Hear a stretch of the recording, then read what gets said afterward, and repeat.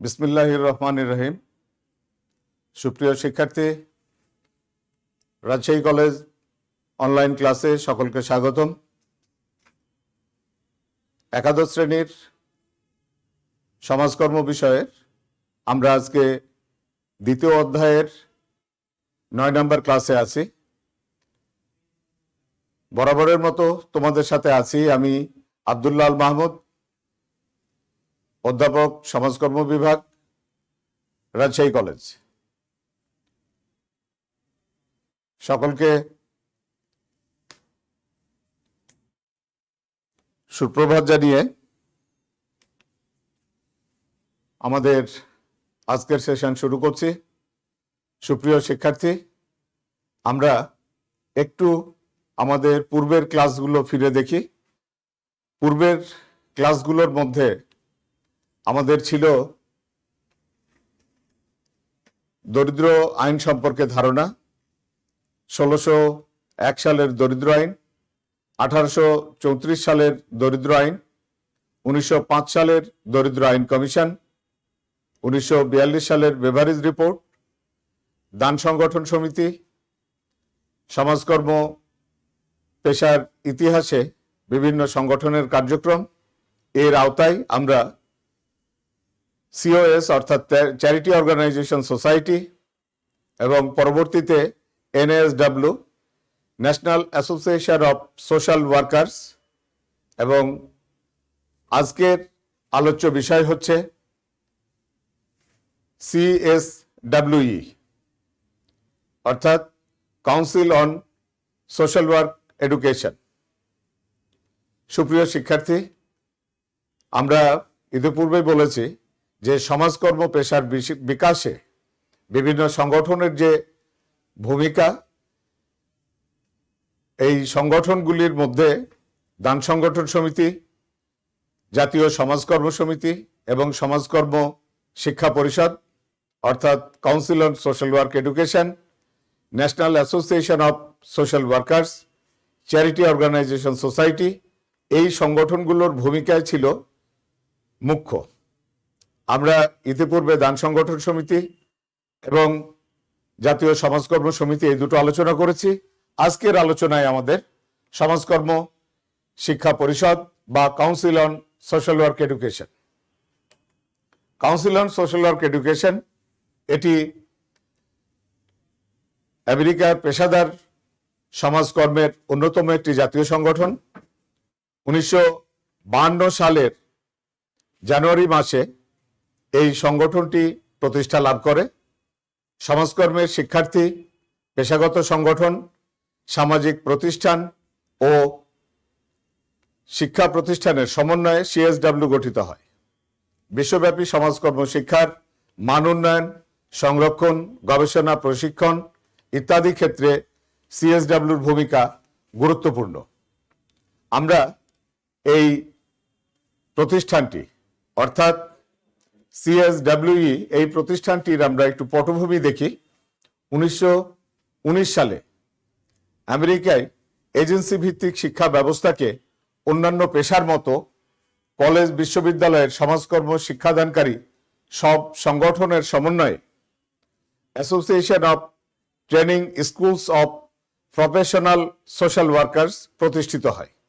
অর্থাৎ প্রথম একটি পেশাদারী প্রতিষ্ঠান গড়ে তোলা হয়, association of training schools for professional social worker এই নামে।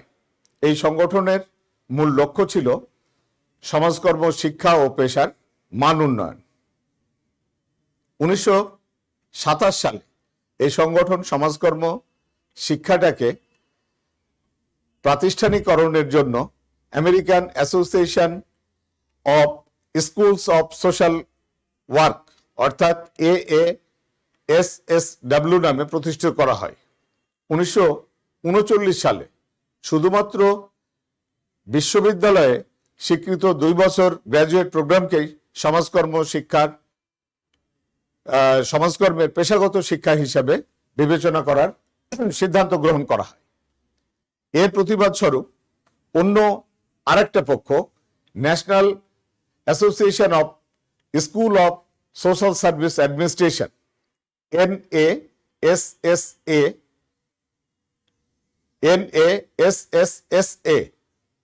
এই নামে একটা প্রতিষ্ঠান গড়ে তোলা হয় বা গড়ে তোলে। এই দুইটা প্রতিষ্ঠান কি করে, যে প্রচলিত ধারার শিক্ষা কার্যক্রমকে বাস্তবায়ন করার লক্ষ্যে এই যে পাল্টাপাল্টি যে দুইটা প্রতিষ্ঠান তৈরি করা হলো, এই দুটোকে একত্রিত করে national council on social work education অর্থাৎ NCSWE এইটা গঠন করা হয় 1952 সালে। এটার একটা সমতা আনার জন্য এটাকে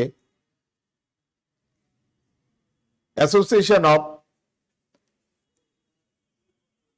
ACSWE অর্থাৎ association of council social work education, পরবর্তীতে অ্যাসোসিয়েশন শব্দটি বাদ দিয়ে CSWE অর্থাৎ council on social work education এইটি প্রতিষ্ঠা করা হয়।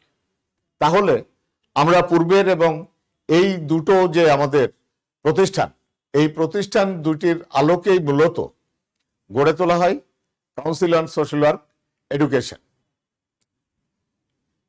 এই যে কাউন্সিল অন সোশ্যাল ওয়ার্ক এডুকেশনের তোমরা দেখতে পাচ্ছ এখানে এই প্রতিষ্ঠানটির যেটি নিজস্ব লোগো বা প্রতীক, এটি ব্যবহার করা হয়েছে CSWE অর্থাৎ council on social work education. America তথা সারা বিশ্বে গুরুত্বপূর্ণ পেশাগত সংস্থা CSWE সমগ্র বিশ্বের সমাজকর্ম শিক্ষার মান উন্নয়ন এবং দক্ষ সমাজকর্মীতে এই সংগঠন দুটি উদ্দেশ্যকে সামনে রেখে প্রতিষ্ঠিত হয়। এই দুটি উদ্দেশ্য কি? প্রথমটি হচ্ছে সমাজকর্মের পেশাগত শিক্ষার মান উন্নয়ন, আরেকটি হচ্ছে সমাজকর্ম শিক্ষায় নিয়োজিত প্রতিষ্ঠানগুলোর স্বীকৃতি বা অ্যাক্রিডিটেশন। এই যে দুটি প্রতিষ্ঠান, এই দুইটি উদ্দেশ্যকে সামনে রেখে এই প্রতিষ্ঠানটি করা হলো। এই প্রতিষ্ঠানটি যুক্তরাষ্ট্রের প্রায় 1000-এর মতো বিশ্ববিদ্যালয়ে উচ্চশিক্ষা কার্যক্রম পরিচালনা করছে। শুধু যুক্তরাষ্ট্রে নয়, অর্থাৎ আমেরিকাতেই নয়, সারা বিশ্বের যে সকল দেশে, অর্থাৎ বিশ্বের অধিকাংশ উন্নত দেশে এবং আমাদের মতো উন্নয়নশীল দেশগুলোতে এই CSWE এর অনুমোদিত সিলেবাস বা পাঠ্যক্রম দিয়েই কিন্তু তাদের শিক্ষা কার্যক্রম চালানো হয়। এ প্রসঙ্গে তোমাদের একটু জানিয়ে রাখি যে অন্যান্য পেশাগত প্রতিষ্ঠান, পেশাদারি শিক্ষার মতো বা পেশাগত শিক্ষার মতোই কিন্তু সমাজকর্ম একটি পেশাগত শিক্ষা। আর এই পেশাগত শিক্ষাকে বাস্তবায়ন করার জন্য CSWE তাদের পাঠ্যক্রম ঠিক করে দেয়া এবং সময় বা যুগোপযোগী পাঠ্যক্রম বা সিলেবাসের মধ্যে বিভিন্ন জিনিস আনা, এই কাজটি কিন্তু CIOS করে থাকে। এর কার্যক্রমগুলোকে আমরা দেখি। মূলত এই CSWE এর কার্যক্রম 4টি স্তরে বা 4 ধরনের এরা ডিগ্রি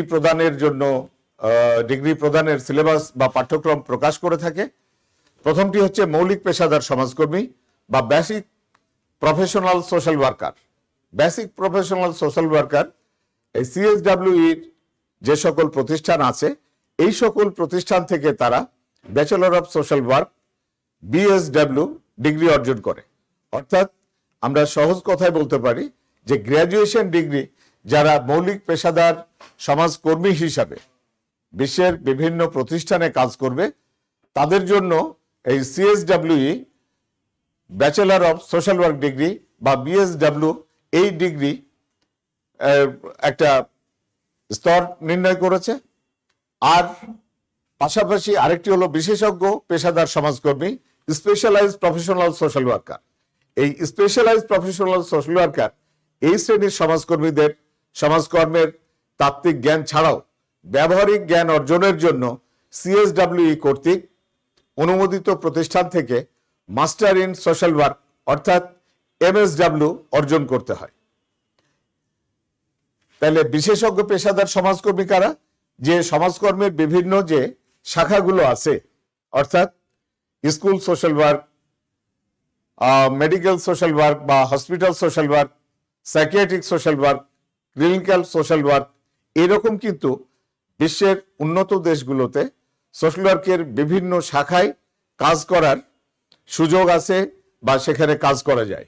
এই যে বিভিন্ন স্পেশালাইজ বা বিশেষজ্ঞ সমাজকর্মী যেখানে দরকার হয়, তাদেরকে ব্যাচেলর ডিগ্রি অর্জনের পর কোনো একটি বিষয়ে, অর্থাৎ যদি কেউ মেডিকেল সোশ্যাল ওয়ার্কার বা হসপিটাল সোশ্যাল ওয়ার্কার হতে চায়, তাকে মেডিকেল সোশ্যাল ওয়ার্কের উপরে master degree in social work এই ডিগ্রিটি অর্জন করতে হয়। অথবা কেউ যদি স্কুল সোশ্যাল ওয়ার্কার হয়ে থাকে, তাহলে সেখানেও কিন্তু তাকে মাস্টার্স ইন সোশ্যাল ওয়ার্ক, এটা স্কুল সোশ্যাল ওয়ার্কের উপরে তার উচ্চতর ডিগ্রিটা অর্জিত হয়। মূলত স্পেশালাইজ প্রথমটি হলো মৌলিক পেশাদার সমাজকর্মী, যারা যে কোনো প্রতিষ্ঠানে পেশাদার সমাজকর্মী হিসাবে নিয়োজিত হতে পারে বা নিয়োগ পেতে পারে। এখানে তারা তাদের প্রকৃত সমাজকর্মী হিসাবে কাজ করার জন্য এই bachelor in social work degree এটি প্রয়োজন হয়।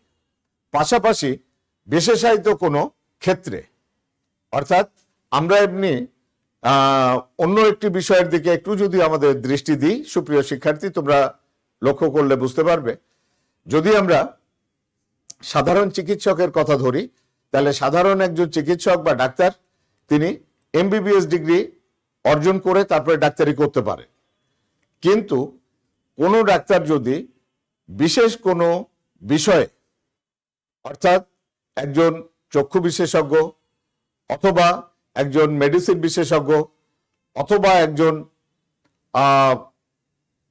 শিশু বিশেষজ্ঞ, এইরকম যদি কোনো বিশেষ বিষয় হয়, তখন কিন্তু তাকে এমবিবিএস ডিগ্রির পাশাপাশি সেই বিষয়ের উপরেও কিন্তু তাকে আলাদা ডিগ্রি অর্জন করতে হয়।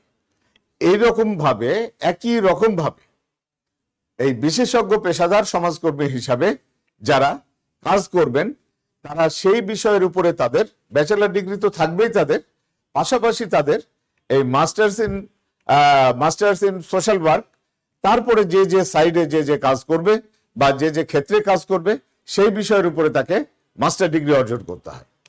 এছাড়াও আছে স্বাধীন পেশাদার সমাজকর্মী। দুঃখিত সুপ্রিয় শিক্ষার্থী, এখানে আমাদের একটু স্লাইডে বানানের ভুল আছে, পেশাদার সমাজকর্ম হয়ে গেছে, এখানে পেশাদার সমাজকর্মী হবে। ইন্ডিপেন্ডেন্ট প্রফেশনাল সোশ্যাল ওয়ার্কার, এই স্বাধীন পেশাদার সমাজকর্মী, এটি হওয়ার জন্যও কিন্তু এমএসডব্লিউ ডিগ্রি অর্জন করার পর একজন পেশাদার সমাজকর্মীর অধীনে থেকে 2 বছর ব্যবহারিক প্রশিক্ষণ তাকে লাভ করতে হয়। অর্থাৎ আমরা যদি আইন পেশার কথা জানি, যে যারা আইনজীবী হিসাবে কাজ করেন অথবা লয়ার হিসাবে কাজ করেন অথবা অ্যাডভোকেট হিসাবে কাজ করেন, তারা কিন্তু শুরুতেই নিজেরা নিজেদের কাজ বা চেম্বার দিয়ে বসেন না। তারা কি করেন? তারা প্রথমে একজন অভিজ্ঞ বা কোনো একটি বিষয়ে অধিক কি বলা যায় পেশাদারী ব্যক্তির কাছে বা আইনজ্ঞের অধীনে থেকে তারা কিন্তু সেই বিষয়ে তাদের ব্যবহারিক জ্ঞান বা ব্যবহারিক প্রশিক্ষণ অর্জন করে। ঠিক একইভাবে স্বাধীন পেশাদার সমাজকর্মী হিসাবে যারা কাজ করে, তারা যে কোনো একজন সমাজকর্মীর অধীনে থেকে তারা এই স্বাধীন পেশাদার সমাজকর্মী হিসাবে তাদের ব্যবহারিক প্রশিক্ষণ প্রশিক্ষণ গ্রহণের পর তারা সেই কাজটি করতে পারে। এরপরে সর্বশেষ যেটি আছে, উচ্চতর পেশাদার সমাজকর্মী, অ্যাডভান্স প্রফেশনাল সোশ্যাল ওয়ার্কার। এই উচ্চতর পেশাদার সমাজকর্মী বা অ্যাডভান্স সোশ্যাল ওয়ার্কার, এরা কি করেন? এরা সর্বোচ্চ মর্যাদা সম্পন্ন পেশাদার সমাজকর্মের ডক্টরস অফ ফিলোসফি অর্থাৎ পিএইচডি ডিগ্রি অর্জন করে। মূলত উচ্চতর পেশাদার সমাজকর্মীরা বিভিন্ন ধরনের গবেষণামূলক কাজের সাথে সম্পৃক্ত থাকেন। অর্থাৎ কোন কাজটি কত ভালোভাবে হচ্ছে না হচ্ছে বা সেই কাজের কতটা উপকারভোগীর সংখ্যা কিরকম বা সেই কাজটি কন্টিনিউ করবে কিনা, এইরকম একটি জায়গাতে কাজ করে উচ্চতর পেশাদার সমাজকর্মী, যাদেরকে এই গবেষণা কাজ করার জন্য তাদেরকে কি করতে হয়, তাদেরকে এই বিএসডব্লিউ তারপরে এমএসডব্লিউ এই ডিগ্রিগুলো অর্জন করার পরও কিন্তু তাদেরকে পিএইচডি ডিগ্রি অর্জন করা লাগে। মূলত এই বিষয়গুলি অর্থাৎ আমরা প্রথম থেকে যেটি বললাম, এই মৌলিক পেশাদার সমাজকর্মী, বিশেষজ্ঞ পেশাদার সমাজকর্মী এবং তার সাথে সাথে স্বাধীন পেশাদার সমাজকর্মী এবং উচ্চতর পেশাদার সমাজকর্মী, এইগুলো কিন্তু মূলত ইংল্যান্ড, আমেরিকা, অস্ট্রেলিয়া, দক্ষিণ কোরিয়া, জাপান এইরকম বিভিন্ন দেশে কিন্তু এই স্তরের সমাজকর্মীরা কাজ করে থাকে। এখন যদি তোমাদের প্রশ্ন থেকে থাকে যে স্যার আমাদের বাংলাদেশের ক্ষেত্রে এরকম হয় কি না, ব্যাপার হচ্ছে যে বাংলাদেশ যেহেতু একটা উন্নয়নশীল দেশ এবং সমাজকর্ম এখনো এখানে এরকম পেশাদারিত্ব পায়নি, যে কারণে কিন্তু এখানে এই যে স্বাধীন পেশাদার সমাজকর্মের যে পাঠ্যক্রম বা যেভাবে এখানে পেশাদার সমাজকর্মীদের মানে তাদের শিক্ষাক্রমটাকে তৈরি করা হয়েছে, এই দেশেও কিন্তু ঠিক এইভাবেই এই স্বাধীন পেশাদার সমাজকর্মীদের মতো করেই কিন্তু ডিগ্রি দেয়া হয়। অর্থাৎ যখন বিএসডব্লিউ ডিগ্রি তারা অর্জন করেন, এই বিএসডব্লিউ ডিগ্রি অর্জন করার সময় তাদেরকে যে কোনো একজন প্রফেশনাল বা পেশাদার সমাজকর্মীর অধীনে যে কোনো একটি প্রতিষ্ঠানে মাঠকর্ম অনুশীলন করতে হয়। এটি ওই সিএসডব্লিউর যে পাঠ্যক্রম, সেই পাঠ্যক্রমের আওতায় 60 কর্মদিবস অর্থাৎ 60 ওয়ার্কিং ডেজ তাদেরকে এই কাজটি করতে হয়। পরবর্তীতে আবার যখন মাস্টার ডিগ্রি অর্জন করা হয়, এখানে মাস্টার ডিগ্রি অর্জনের জন্য অর্থাৎ আমি বাংলাদেশের প্রেক্ষাপটে বা আমরা যে কাজটা করে থাকি এটাই তোমাদেরকে বলছি যে মাস্টার ডিগ্রি অর্জন এখানে কিন্তু কোনো বিশেষায়িত বিষয়ের উপরে, অর্থাৎ আমরা যেটি একটু আগেই বললাম যে হাসপাতাল সমাজকর্ম অথবা মনস্তাত্ত্বিক সমাজকর্ম অথবা বিদ্যালয় সমাজকর্ম এইরকম কোনো স্পেশালাইজ বিষয়ের উপরে তাদেরকে ডিগ্রি দেওয়া হয় না বা সেভাবে পাঠ্যক্রম নির্ধারণ করা হয় না। এখানে অনেকগুলি বিষয় অর্থাৎ আমাদের মাস্টার্সের যে সিলেবাস থাকে সেই সিলেবাসে যেমন একাধারে বিভিন্ন সার্ভিস সম্পর্কে অর্থাৎ বাংলাদেশে প্রচলিত যে সার্ভিসগুলো আছে, সমাজসেবা অধিদপ্তরের অধীনে যে সার্ভিসগুলো আছে, উপজেলা সমাজসেবা কার্যক্রম, শহর সমাজসেবা কার্যক্রম, শিশু কল্যাণ, তারপরে আছে প্রতিবন্ধী কল্যাণের কার্যক্রম, হাসপাতাল সমাজকর্ম, এইরকম বিভিন্ন সিলেবাসের সন্নিবেশিত বিষয়গুলি তারা জানার পরে মাস্টার ডিগ্রি মানে অর্জনের ক্ষেত্রে তাদেরকে থিওরির পাশাপাশি অর্থাৎ তাত্ত্বিক জ্ঞানের পাশাপাশি তাদেরকেও কিন্তু এই একইভাবে একজন পেশাদার এখানে 2 বছর না, মূলত এখানে ওই অনার্সের মতোই 60 ওয়ার্কিং ডেজ অর্থাৎ 60 কর্মদিবস যে কোনো একজন সমাজকর্মীর অধীনে থেকে তারা মাঠকর্ম অনুশীলন করে বা ব্যবহারিক প্রশিক্ষণ লাভ করে থাকে। এছাড়াও আরো অনেকে আছে যারা এই উচ্চতর পেশাদার সমাজকর্মীর পিএইচডি ডিগ্রি অর্জন করে। তোমরা জেনে খুশি হবে যে আমাদের বিভাগে অর্থাৎ রাজশাহী কলেজ সমাজকর্ম বিভাগে বিভাগীয় প্রধান সহ আরো 2 জন আমাদের সেখানে পিএইচডি ডিগ্রিধারী বা doctor of philosophy in social work এই ডিগ্রিধারী শিক্ষক আছে। তাহলে আমরা সিএসডব্লিউই যে কাজটি করেন যে যারা প্রফেশন হিসাবে সমাজকর্মকে গ্রহণ করে তাদের জন্য কি সিলেবাস হবে বা তারা কোন পাঠ্যক্রমের আওতায় তাদের এই প্রফেশনটাকে বা তাদের পেশাটাকে সঠিকভাবে বাস্তবায়ন করতে পারবে সেই জ্ঞানটি তারা অর্জন করে। খুব সহজ করে যদি আমরা বলি তাহলে মৌলিক পেশাদার সমাজকর্মীদের জন্য ব্যাচেলর ডিগ্রি অর্থাৎ গ্র্যাজুয়েশন ডিগ্রি, আবার বিশেষজ্ঞ পেশাদার সমাজকর্মী যারা হন তাদের জন্য ব্যাচেলর ডিগ্রির সাথে সাথে তাদেরকে মাস্টার্স ইন সোশ্যাল ওয়ার্ক বা এমএসডব্লিউ এই ডিগ্রি অর্জন করতে হয়। অন্যদিকে যারা স্বাধীনভাবে বিভিন্ন স্বেচ্ছাসেবী প্রতিষ্ঠান হতে পারে, এমনকি নিজেদের তৈরি প্রতিষ্ঠানেও কিন্তু, যেমন ডাক্তারদের নিজস্ব চেম্বার থাকে বা আইনজীবীদের নিজস্ব চেম্বার থাকে, এইরকম তারা নিজেরাই কিন্তু এই স্বাধীন পেশাদার সমাজকর্মী হিসাবে উন্নত দেশগুলোতে কাজ করে থাকে। এছাড়াও আমরা আসি উচ্চতর পেশাদার সমাজকর্মী, যারা বিভিন্ন গবেষণা কাজে নিয়োজিত থাকে বা সমাজ কর্ম বা সমাজ বিজ্ঞান সংক্রান্ত যেসব সমস্যা বা যেসব বিষয়গুলো আছে, এই সব বিষয়ের উপরে যারা উচ্চতর ডিগ্রি অর্জন করে তাদেরকে এই পিএইচডি ডিগ্রি অর্জন করতে হয়। সুপ্রিয় শিক্ষার্থী, এখন আমরা আসি সিএসডব্লিউই কি ভূমিকা এবং কার্যাবলী পালন করে থাকে। সিএসডব্লিউই যে ভূমিকা বা কার্যক্রম পালন করে থাকে, কার্যাবলী পালন করে থাকে, এগুলোর মধ্যে বলা হচ্ছে, প্রথমটা যদি আমরা খেয়াল করি, সময় উপযোগী সমাজকর্ম শিক্ষানীতি প্রণয়ন ও পরিকল্পনা গ্রহণের মাধ্যমে সমাজকর্ম পেশার বিকাশ। সময় উপযোগী সমাজকর্ম শিক্ষানীতি প্রণয়ন ও পরিকল্পনা গ্রহণের মাধ্যমে সমাজকর্ম পেশার বিকাশ, অর্থাৎ সমাজকর্ম যে শিক্ষাটি, এই শিক্ষার একটা শিক্ষানীতি প্রণয়ন করা এবং এই শিক্ষানীতি কিভাবে বাস্তবায়ন হবে তার পরিকল্পনা করা, এটি পেশার বিকাশের ক্ষেত্রে একটা ভূমিকা রাখে।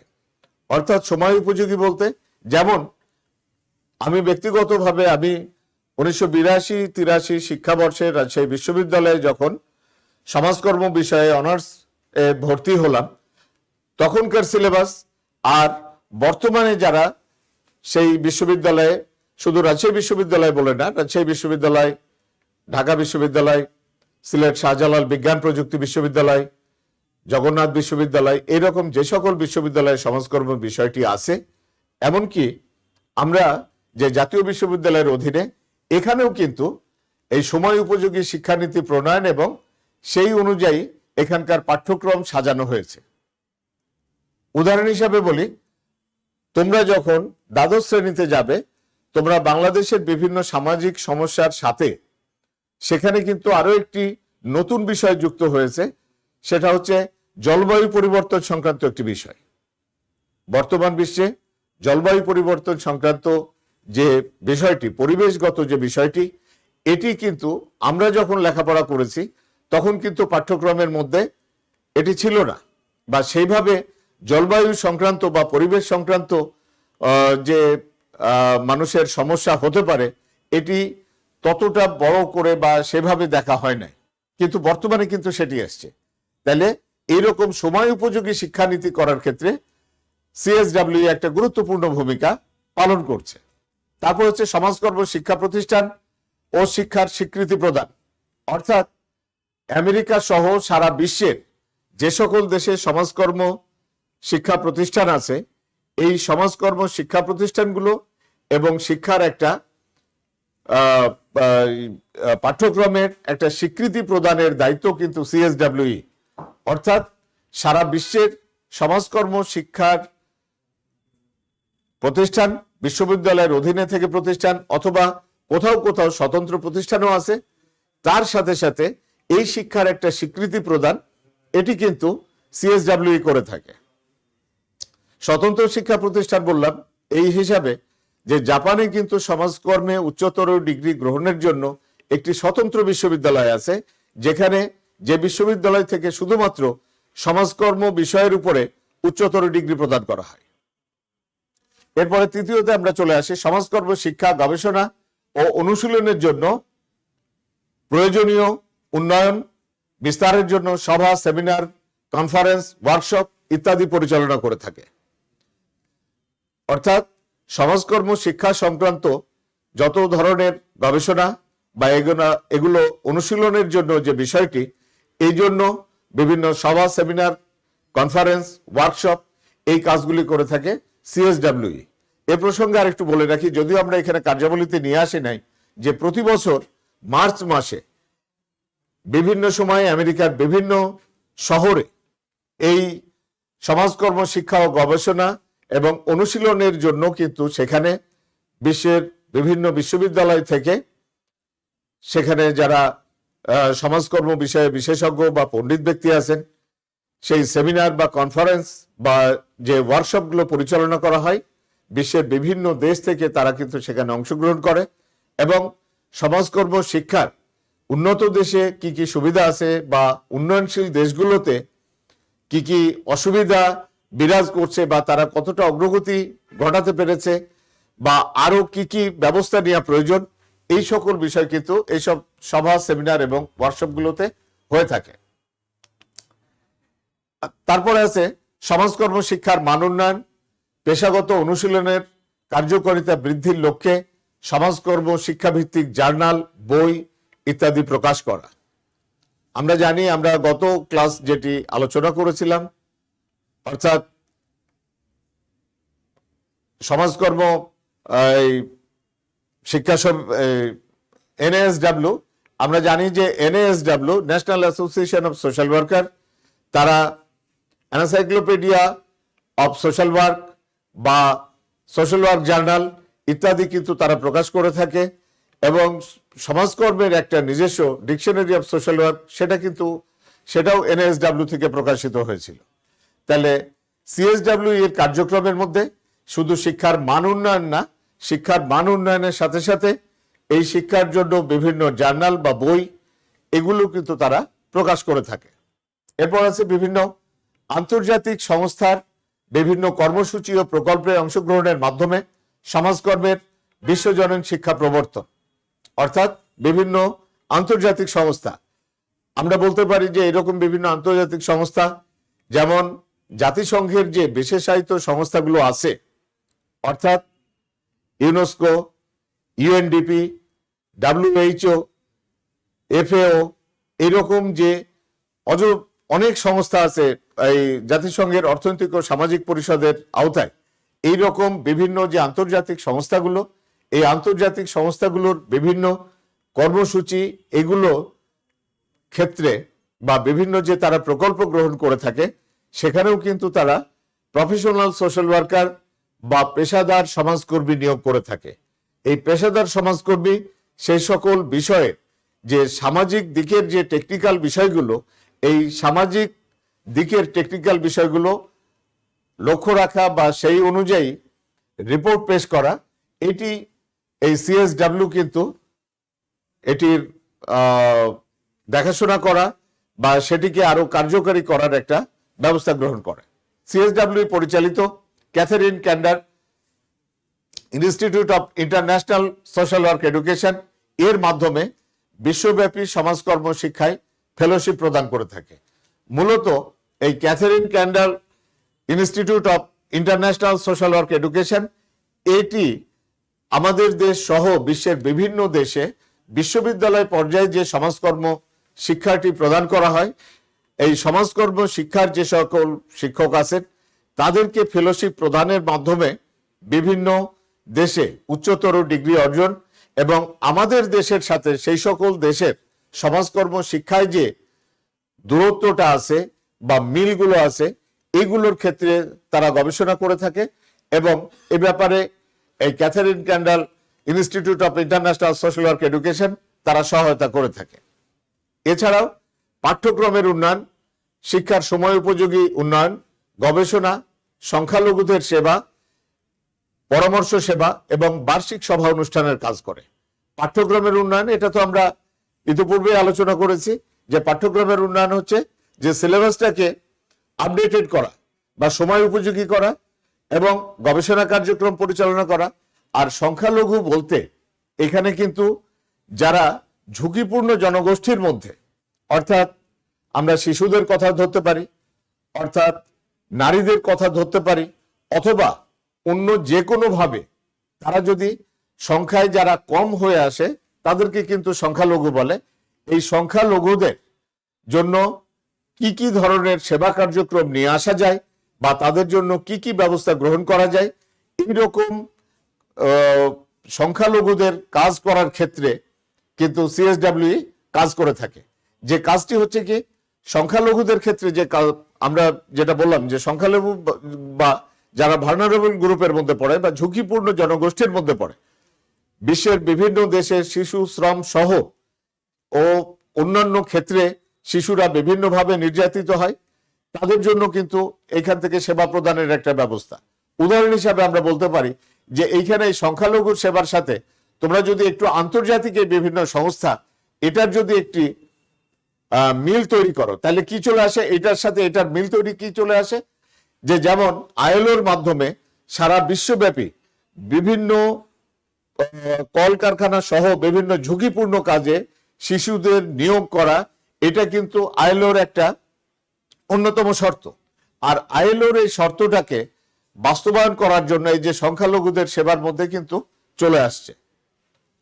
আমরা যেমন আমাদের দেশে শরণার্থী হিসাবে বা রিফিউজি হিসাবে এই মায়ানমার থেকে যে সকল রোহিঙ্গারা এসছে, এদের জন্য কেমন কি সেবার প্রয়োজন তোমরা অনেকেই হয়তো এটি দেখেছো বা লক্ষ্য করেছো, যে রোহিঙ্গা যে ক্যাম্পগুলো আছে, এই রোহিঙ্গা ক্যাম্পে কিন্তু তাদের নিজস্ব ভাষায়, অর্থাৎ মায়ানমারের যে ভাষা, সেই ভাষায় কিন্তু তাদের সেখানে যে শিশুরা আছে তাদের কিন্তু শিক্ষা কার্যক্রম সেখানে পরিচালনা করা হচ্ছে। তাদের স্বাস্থ্য সেবার জন্য বিভিন্ন ধরনের স্বাস্থ্য কার্যক্রম, চিকিৎসক নিয়োগ থেকে শুরু করে স্বাস্থ্য সেবা দেয়া বা স্যানিটেশনের ব্যবস্থা বা বিশুদ্ধ পানির ব্যবস্থা, এইরকম সংখ্যালঘুদের যে সেবার কাজটি সিএসডব্লিউ করে থাকে, তার সাথে কিন্তু এই আন্তর্জাতিক বিভিন্ন সংস্থার কর্মসূচির কিন্তু একটা মেলবন্ধন আছে বা একটা আন্তঃসম্পর্ক আছে। এই কাজগুলো কিন্তু সিএসডব্লিউ করে থাকে।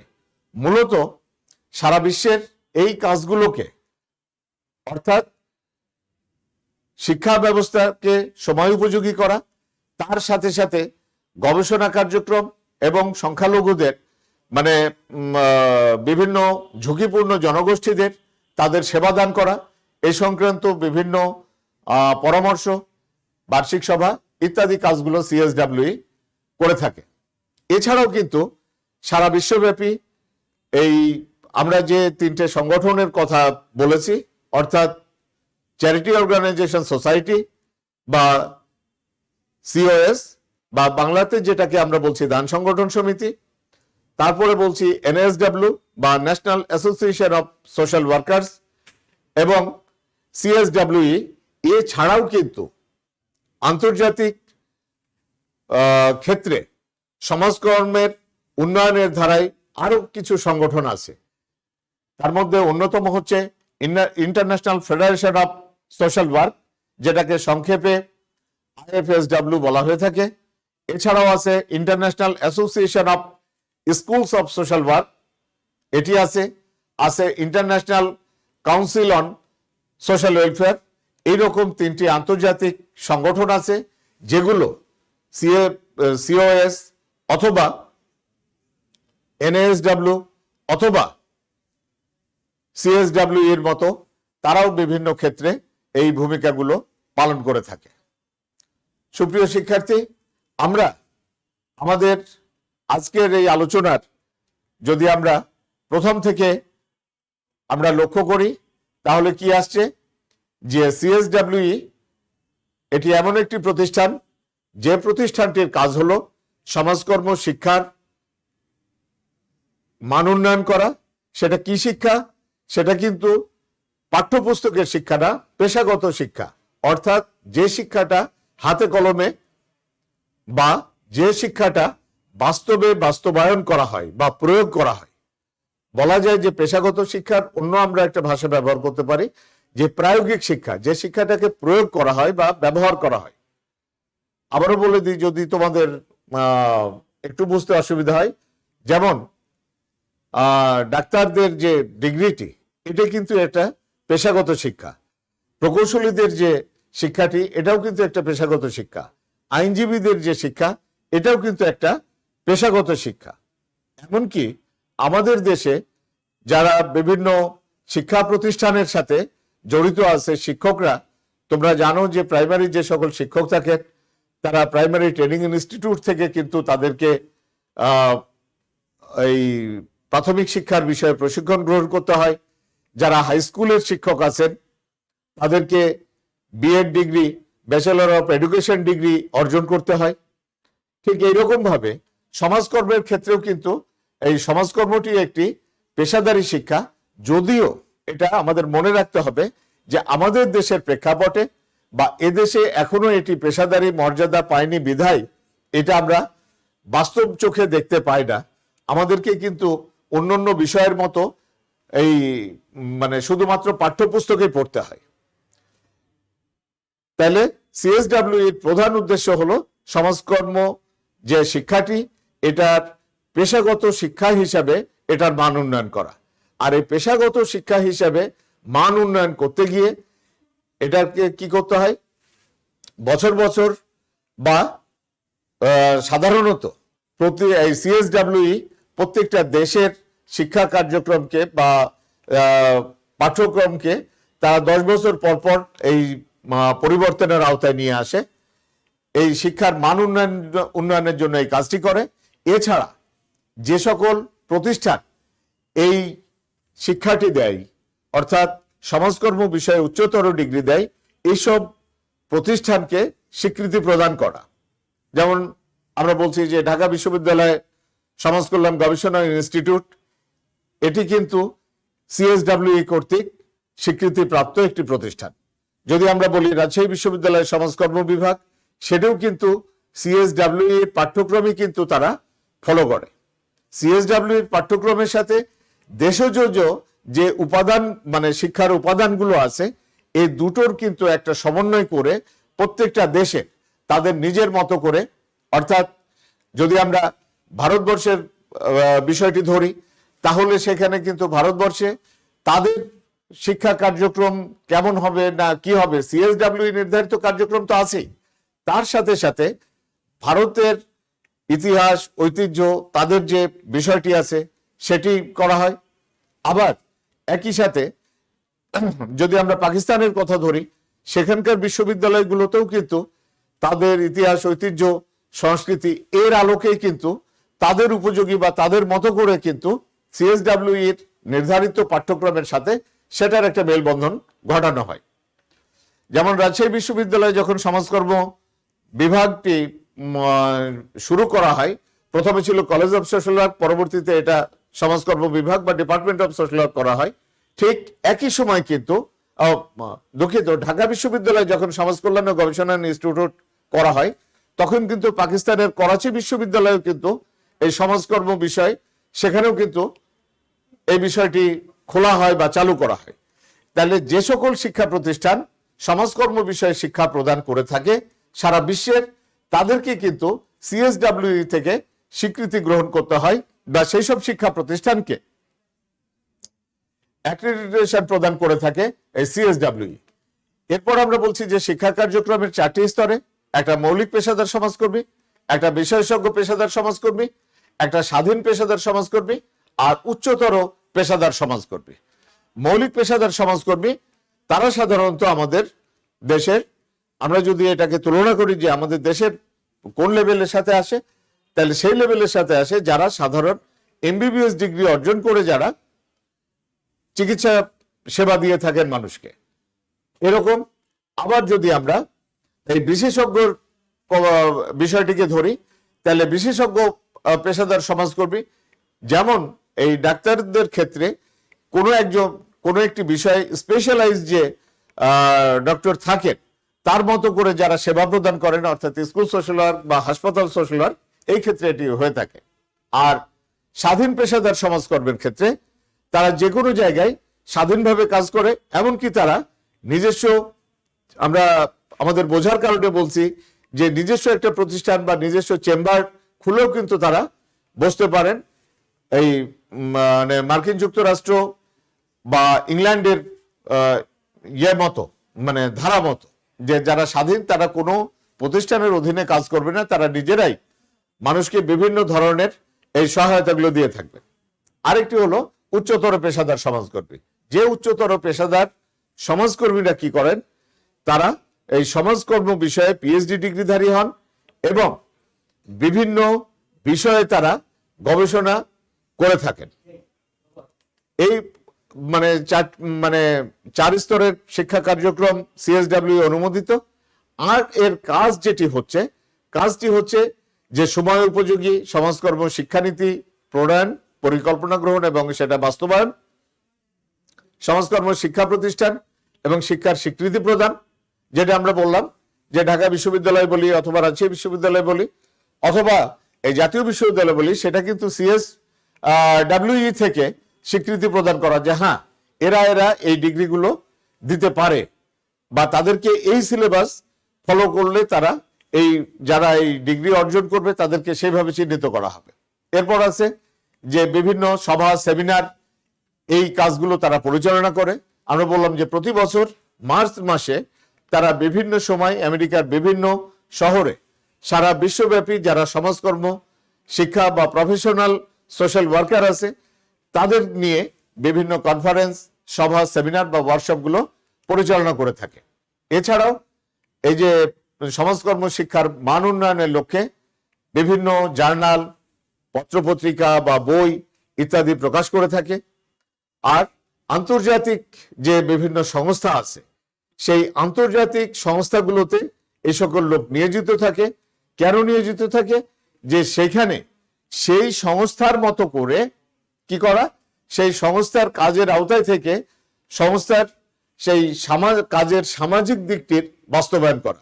যেমন আমরা উদাহরণ হিসেবে বললাম যে সংখ্যালঘুদের সেবা, এই সংখ্যালঘুদের মধ্যে বা ঝুঁকিপূর্ণ জনগোষ্ঠীর মধ্যে আমরা বললাম যে শিশু হতে পারে, নারী হতে পারে, এরকম যারা ঝুঁকিপূর্ণ জনগোষ্ঠীর মধ্যে অথবা যারা শরণার্থী বা নিজের দেশ বা ছেড়ে অন্য দেশে আশ্রয় গ্রহণকারী, এইরকম লোকদের জন্য কি কি কার্যক্রম গ্রহণ করা যায় এরই কাজটা কি করে থাকে বিভিন্ন প্রফেশনাল সোশ্যাল ওয়ার্কাররা আন্তর্জাতিক সংস্থার মাধ্যমে এই কাজটি বাস্তবায়ন হয়ে থাকে। এছাড়াও CSWE করে থাকে Katherine Kendall institute of international social work এডুকেশনে এই বিশ্বব্যাপী সমাজকর্ম শিক্ষায় তারা ফেলোশিপ প্রদান করে থাকে। এই হচ্ছে মূলত তাদের কাজ।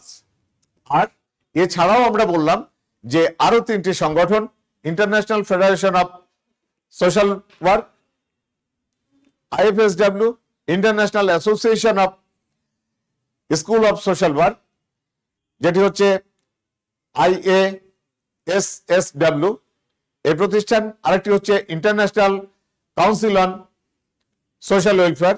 এই 3টি সংগঠনও কিন্তু এই CSWE এর পাশাপাশি তারাও বিভিন্ন দেশে বা সারা বিশ্বের বিভিন্ন অঞ্চলে সমাজকর্ম শিক্ষার বিকাশ এবং সমাজকর্মকে প্রফেশনাল বা পেশাগত মর্যাদা লাভ করতে সাহায্য করে।